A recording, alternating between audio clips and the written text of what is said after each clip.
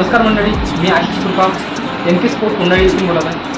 आज आपल्याकडे नवीन वस्तू बोलवल्या आहेत। त्या वस्तूमध्ये सगळ्यात आधी बॅट तुम्हाला सांगतो। बॅट जी खूप छान प्रकारची बॅट आपण बोलावलेली आहे। सोबतच लहान बॅट, लहान मुलासाठी लहान बॅट बोलावली आहे। त्याच प्रकारे सुपर बॅट आपल्याकडे अवेलेबल आहे। तसेच फिक्स्ड बॉल आपल्याकडे पण अवेलेबल आहे।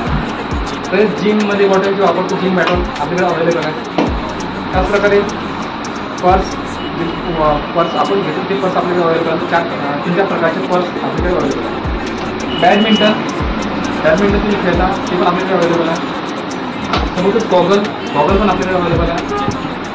फुटबॉल पण आपल्याकडे अवेलेबल आहे। हँड ग्रीप अवेलेबल केलेली आहे।